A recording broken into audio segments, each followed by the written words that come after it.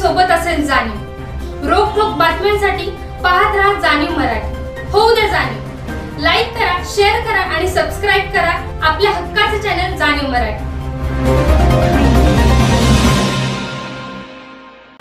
मित्रहो, आदरणीय doctor Subhash Waghmare sir हे गेली अनेक वर्ष सामाजिक परिवर्तनाच्या चळवळीला एक वैचारिक दिशा देण्याचं काम अत्यंत ताकदीनं करत आलेले आहे।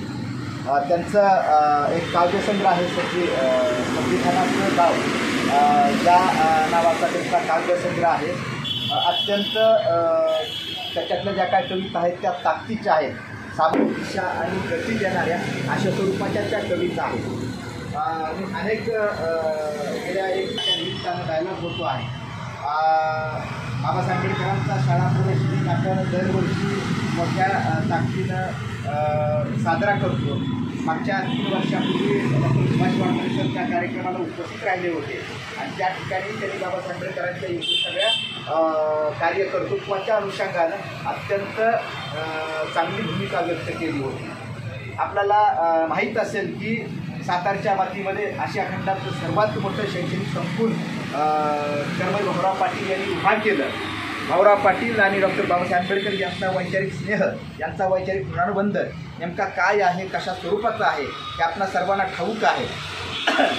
जे की बाबासाहेब आंबेडकर आणि भाऊराव पाटील हे अनेक वर्षांचे खूप चांगले सहकारी होते, मित्र होते। एकमेकांच्या सहकार्यानं सामाजिक शैक्षणिक परिवर्तनाची चळवळ आपल्याला कशा स्वरूपामध्ये गतिमान करता येईल अशा पद्धतीची भूमिका दोन्ही महामानवांनी घेतलेली आपल्याला पाहायला मिळते आहे। भाऊराव पाटील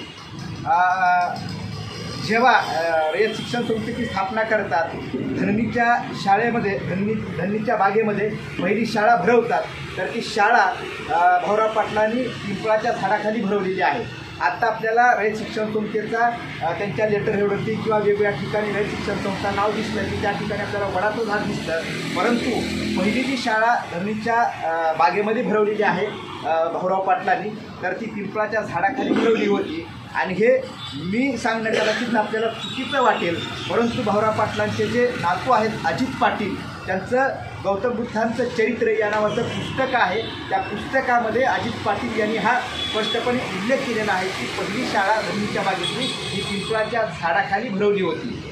सिद्धार्थ गौतम बुद्ध हे ज्ञानप्राप्तीसाठी पिंपळाच्या झाडाखाली बसले, आपण त्याला बोधिवृक्ष म्हणतो। त्याच बोधिवृक्षाच्या खाली भाऊराव पाटलांनी शाळा सुरू केलेली आहे। ज्या कॉलेजमध्ये डॉक्टर सुभाष वाघमारे सर कार्यरत आहेत, मराठी विभागाचे ते प्रमुख आहेत, त्याच्या पलीकडे आझाद कॉलेज आहे। त्या आझाद कॉलेजलाही आझाद यांचं नाव कसं दिलं गेलं हेही आपल्याला या ठिकाणी सांगणं मला महत्त्वाचं वाटतं आहे। आझाद कॉलेजला अनुदान मिळत नव्हतं, त्या अनुदान मिळण्यासाठी भाऊराव पाटील बाबासाहेब आंबेडकरांच्याकडे गेले आणि बाबासाहेब आंबेडकर म्हटले की ठीक आहे, मी प्रयत्न करतो। आणि बाबासाहेब आंबेडकरांनी त्यावेळेचे केंद्रीय अर्थमंत्री जे होते आझाद, तर ते आझादांच्याकडे विनंती केली आणि त्यांना सांगितलं की भाऊराव पाटील महाराष्ट्रामध्ये अत्यंत चांगल्या पद्धतीनं शैक्षणिक कार्य सुरू केलेलं आहे, त्यांच्या शैक्षणिक संस्थांना आपल्याला अनुदान देणं आवश्यक आहे। आणि मग आझाद कॉलेजला हे अनुदान सुरू केलं। त्यावेळी भाऊराव पाटील असं म्हणाले की बाबासाहेब, तुम्ही खूप महत्त्वाचं काम केलेलं आहे, त्यामुळे या कॉलेजला तुमचं नाव मी देऊ इच्छितो।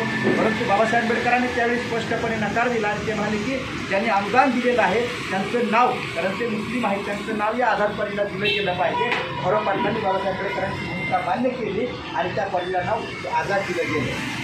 त्याला सूचना केली, विचारसमोर मांडलं की आता दीपभव हे जे काय आहे, बुद्धाचा हे पहिला विचार हुंकार आहे, बुद्धाचा हा विचार संदेश आहे। हा विचार संदेश किती महत्त्वाचा आहे हा डॉक्टर सुभाष वाघमारे यांनी कर्मवीर भाऊराव पाटील विद्यापीठाच्या नियामक मंडळाच्या समोर मांडला आणि त्या नियामक मंडळाने त्यांची भूमिका मान्य केली। खरं तर त्यांची ही भूमिका मान्य करणं ही आपल्या दृष्टीने अत्यंत आनंदाची, समाधानाची अशा स्वरूपाची बाब आहे। आणि म्हणून आपण सर्व परिवर्तनवादी चळवळीच्या वतीनं, सर्व कार्यकर्त्यांच्या वतीनं खरं तर आदरणीय डॉक्टर सुभाष वाघमारे सर यांच्या टाळ्यांच्या गजरामध्ये आपण या ठिकाणी पहिल्यांदा अभिनंदन करूया, त्यांचं स्वागत करूया, त्यांचा गौरव करूया।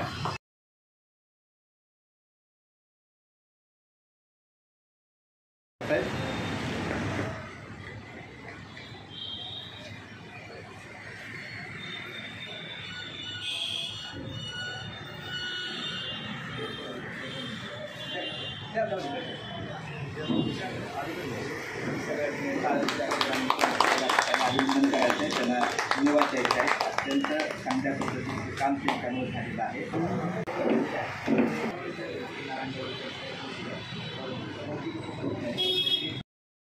मला महाराष्ट्रातून अनेकांचे फोन येत आहेत, मेसेज येत आहेत, परंतु मी ते टाळतो. मला गरज वाटत नाही की मी इतकं काही मोठं काम केलं असं मला कदापि वाटत नाही. सूचना करणं आणि मान्य करणं या दोन बाबी वेगवेगळ्या आहेत.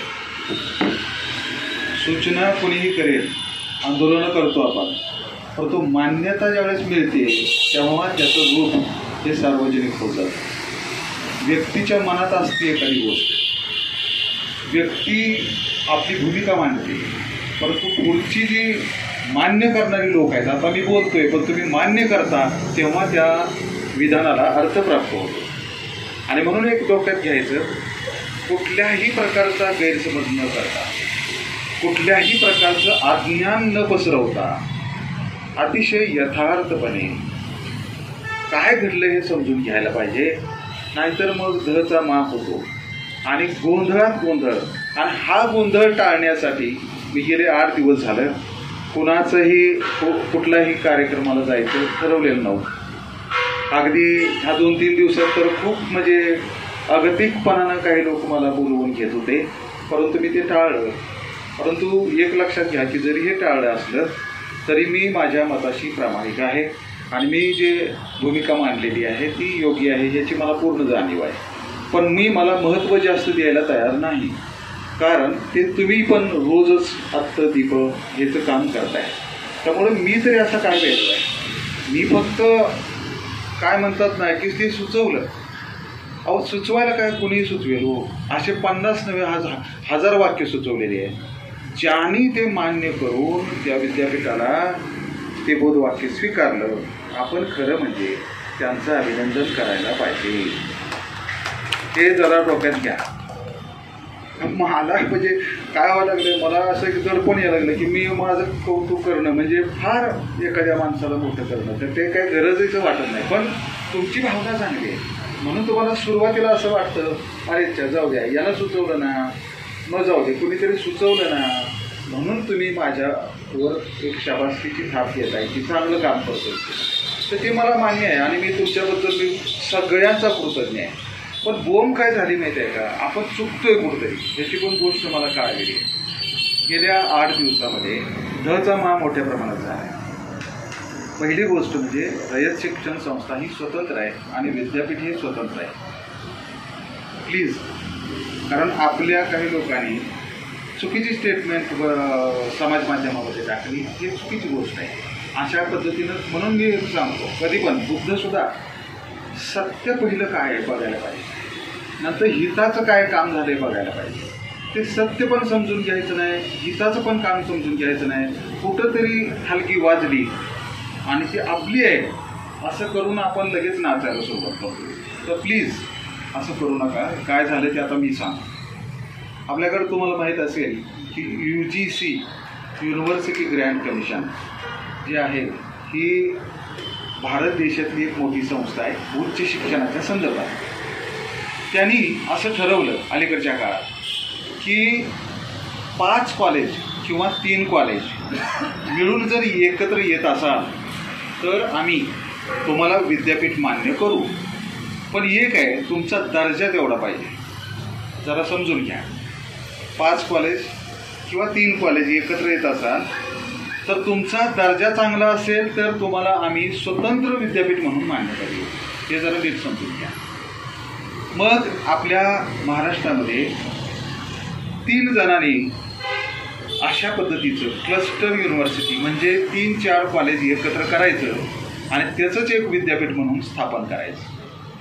तर त्याच्यामध्ये एक तुम्हाला सांगतो, आपल्याकडं होमी जहांगीर बाबा विद्यापीठ एक आहे, दुसरं सिंध संस्थेचं एक विद्यापीठ आहे आणि तिसरं कर्मवीर भाऊराव पाटील विद्यापीठ आहे. 3 क्लस्टर युनिव्हर्सिटीनंतर आत्ता काल परवाच काही लोक आले होते, पंजाबराव देशमुख युनिव्हर्सिटी स्वतंत्र करायचं चाललं आहे. म्हणजे काय सर करायचं आहे माहिती आहे का, रयत शिक्षण संस्था ही स्वतंत्र आहे आणि ती स्वतंत्ररित्या कारभार करते आहे. त्याचा आणि ह्या विद्यापीठाचा संबंध फक्त पालक संस्था म्हणून रयत शिक्षण संस्था आहे, पण ॲक्च्युली ह्या विद्यापीठात फक्त 3च कॉलेज आहे. त्याला जास्ती महत्त्व मी तुम्ही जरा समजून घ्या. 3 कुठली कॉलेज आहे? YC कॉलेज हे प्रमुख कॉलेज आहे, हां, लीड कॉलेज त्याला म्हणतात. आणि दुसरी जी 2 कॉलेजेस आहेत ती छत्रपती शिवाजी कॉलेज आणि दुसरं धनंजयराव गाडगीळ कॉलेज. आपण प्रस्ताव असा टाकलेला होता UGCकडे की बाबा आपण या 3 कॉलेजचं विद्यापीठ करावं आणि त्याला UGCनं मान्यता दिली, महाराष्ट्र शासनानं मान्यता दिली. आणि 27 ऑक्टोबर 2021 रोजी महाराष्ट्र शासनानं अधिसूचना काढून राजपत्रामध्ये अधिसूचना छापून 27 ऑक्टोबर 2021ला आपलं कर्मवीर भाऊराव पाटील विद्यापीठ सातारा हे सुरू झालं. मग आता किती कॉलेज आहेत त्यात? तुम्ही 50 सांगणार का मनाला? खपा वगैरे काय म्हणायचं, गोंधळ होऊ नये म्हणून. आणि आपले लोक काय म्हणणार, प्लीज चुकीचं काही पसरवू नका, चुकीच्या गोष्टी आपण सांगू नका, जेवढं झालं तेवढंच आपण बोलायचं, अतिशयोक्ती कुठे होता का माने. हां, आता तुम्ही प्रश्न असा विचाराल की बघ तुमचं काय योगदान आहे, तर काही योगदान मी थोडंसं सांगतो. तुम्हाला सगळ्यांना माहीत आहे की अण्णांचा विचार हा बुद्धांच्या विचारासारखाच विचार आहे. आणि अण्णांचं काम म्हणजे कर्मवीर भाऊराव पाटील यांचं कामसुद्धा बुद्धांची जी संकल्पना होती त्यानुसार झालेलं आहे. बुद्धांच्या संकल्पनेनुसार जर काम कोणी केलं असेल खऱ्या अर्थानं आचार विचाराच्या पातळीवर, म्हणजे आता तुम्हाला समता पाहिजे, सोमवार पेठेच्या घरात पहिली 4 पोरं जी आणली, त्याच्यात महार असतील, मराठा असतील, लक्षात ठेवा जैन असतील, ही 4 पोरं पहिली एकत्र आणली जी शाहू महाराजांनी सुरुवातीच्या काळामध्ये जी वसतिगृह झाली ती व्हिक्टोरिया बोर्डिंग आहे, ते मराठा वसतिगृह आहे, जैन बोर्डिंग आहे ते जैनांसाठी आहे, मुस्लिम बोर्डिंग आहे ते मुस्लिमांसाठी आहे, आपलं मिस क्लार्क बोर्डिंग आहे ते मानवासाठी म्हणजे आपले बोर्ड. तर मुद्दा कुठे येतो, त्यांना जे शक्य झालं नाही त्याच्या पुढं जाऊन आपल्याला माहीत आहे की कर्मवीर भाऊराव पाटलांनी समाजात एकोपा निर्माण करण्याचा प्रयत्न केला आणि त्याच्यासाठी मन किती विशाल असेल जरा बघा. आणि म्हणून मी मगाशी म्हणालो बुद्धांचं खरा जर काम कुणी केलं असेल, बुद्धांचं खरं काम कुणी केलं असेल, आंबेडकरांनी तर केलंच, परंतु बुद्धांचं खरं काम म्हणजे कर्मवीरांनी बुद्धांचा नसेल प्रसार केला, पण बुद्धांचं काम किती मोठं केलं. कुठलं ते सांगतो, बहुजन हिताय बहुजन सुखाय, लक्षात ठेवा. आणि तुम्ही पुढे पण म्हणता की अनुकंपा म्हणजे नाही का, आपण म्हणतो की इतरांच्यावर अनुकंपा करा, करुणा करा, तर ती करुणा करून अनेक लोक एकत्र आणून, अनेक मुलं एकत्र आणून इथं सोमवार पेठेतल्या पहिल्यांदा घरात, नंतर येलूबापूचा वाडा, नंतर तुम्हाला सांगतो इकडं त्या ह्याचा मठ आहे पलीकडे कलावाणी, त्याच्याकडे एक मठ होता, एका गोसाव्याचा मठ, त्याच्यानंतर धननीची बाग, नंतर तुम्हाला सांगतो प्रेसची बिल्डिंग आहे, त्या बिल्डिंगमध्ये अशा जेवढे वाडे घेतले त्याच्यामध्ये ही सगळी बहुजनाची मुलं आणली आणि ती एकत्र केलीत अण्णांनी. आणि म्हणून अण्णांनी त्या काळात, आणि अण्णाचं एक वैशिष्ट्य आहे, कधी कुणाला दुखावलेलं नाही, कुणाचाही मुलगा दिसू दे त्याला आणायचं, मोठं करायचं आणि ह्या सगळ्यांना एकत्रित वाढवायचं. आणि मी तर असं म्हणतो पहिला तो मुलगा महार म्हणून आहे, ज्ञानदेव ध्रुवनाथ गोलप आहे, तो मूकनायकचा पुन्हा संपादक झाला. इथं ते गांधीजी आल्यानंतर सुद्धा त्या मुलानं भाषण केलं होतं की आमची रयत शिक्षण संस्था ही कशी आहे. लक्षात ठेवा, काल्याचं बोर्डिंग थांबलं काम, आणि काल्याहून कधी आली संस्था तर 1924ला अण्णांनी 1924ला साताऱ्यात प्रवेश केला आहे आणि तिथून पुढे ती संस्था पुढे गेली, ती खूप वाढली. साताऱ्यात आल्यानंतर संस्थेला गती मिळालेली आहे, हे जरा लक्षात आपण ठेवावं. आता मुख्य मुद्द्याकडे मी येतो पुन्हा एकदा. आणि मग हे जे 3 कॉलेज आहे त्याचं विद्यापीठ झालं आणि मग विद्यापीठाला आता नवीन विद्यापीठ आहे. नवीन विद्यापीठात काय असतं तर नवीन विद्यापीठाला सिम्बॉल म्हणजे बोधचिन्ह लागतं. नवीन आपण रजिस्ट्रेशन केल्यावर आपण संस्थेचं बोधचिन्ह बोधवाक्य ठरवतो. तशा पद्धतीनं आपल्या या 3 कॉलेजसाठी जे कर्मवीर विद्यापीठ मिळाले त्याच्यासाठी आपण काय करूया बरं बोधचिन्ह, म्हणून मग बोधचिन्ह मागणी करण्यात आली. सगळ्यांना कळवण्यात आले की कुणाला ज्यांना सांगायचं आहे ते सांगा. त्याप्रमाणे बोधचिन्ह पण मान्यता झाली. पुन्हा झालं दुसरं काय, बोधवाक्य पाहिजे. मग बोधवाक्यसुद्धा जनरली आपल्याकडं असं होतं की संस्कृत बोधवाक्य जास्त आहेत भारतात. आता ते का आहेत ह्याच्यावर सुद्धा पुन्हा रिसर्च वाढला आहे. तर मग त्याचं हे कारण की म्हणजे ऋषीमुनींचा प्रभाव म्हणा, तमसोमा ज्योतिर्गमय किंवा नाही ती, आता तुम्हाला मी काय सगळं बाकी सांगणार नाही, पण संस्कृतचा प्रभाव जास्त आहे. आता त्याच्यामध्ये अनेकांनी जी नावं सुचवली ना, त्यात मी एक आहे. मग आता त्याला किती महत्त्व देणार? अति पण महत्त्व देऊ नका, इतकं पण अति महत्त्व देऊ नका की त्या माणसाचं फार म्हणजे मोठं आहे वगैरे असं नाही आहे. फक्त एक मला पक्क माहीत आहे की मी हेच घेणार ना, मला ज्याने घडवलं, मला ज्याने उभं केलं आणि मला ज्याने अत्यंत चांगला मार्ग केला, मी फक्त एवढंच त्याच्यामध्ये लिहिलं. अर्थदीपभव आणि स्वावलंबी शिक्षण यांचं एक नातं आहे. अण्णांचा विचार आणि अर्थदीपभव यांचं सुसंगत अशा प्रकारचा हा विचार आहे, सुसंगत प्रकारचं आचरण आहे. आणि हे वाक्य इतकं पॉवरफुल आहे की जगातल्या कोणत्याही माणसाला उपयोग आहे. तुम्ही कोणीही असा, मला एक सांगा, बुद्ध पुन्हा एकाचा होऊ शकतो काय? एका जातीचं होऊ शकतो, एका समाजाचा. तुम्ही कशाला करता? मी आता लंडनला गेलो होतो, बुद्ध तिथं पण आहे. मूर्तीतच हरवून जायचं का? तर मूर्तीपेक्षा सुद्धा विचारधारा महत्त्वाची आहे आणि विचारापेक्षा पुन्हा आचार महत्त्वाचे. हे आचार आपल्यात येतील याच्यासाठी मी ते वाक्य सुचवलं. जेव्हा कधी लक्षात ठेवा, ही मुलं अर्थदीपभवचा खरा अर्थ जाणतील तेव्हा पुढच्या पिढीमध्ये आमच्या विद्यापीठाचं वाक्य काय, तर स्वावलंबी शिक्षण तर रयत शिक्षण संस्थेचं वाक्य आहे. ते आठवलंय असं सांगू नका, चुकीच्या गोष्टी बोलू नका, कारण अशा गोष्टी चुकीच्या असतात. रयत शिक्षण संस्थेचं स्वावलंबी शिक्षण हे ब्रीद वाक्य आहे, ते अण्णांचं वाक्य आहे, लक्षात ठेवा. त्याला आपण कुठेही हे करणार नाही. पण पुढे आपण आता विद्यापीठाचं जे वाक्य ठरवलं ते अर्थदीपभव आहे. आणि ते ठरवलं म्हणजे मी नाही ठरवलं, मी सुचवलं.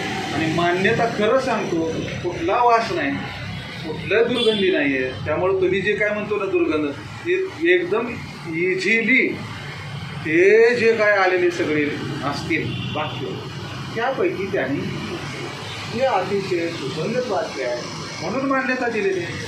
त्यामुळं ज्यांनी कुणी मान्यता दिली त्यांचं आपण कृतज्ञ राहिलो.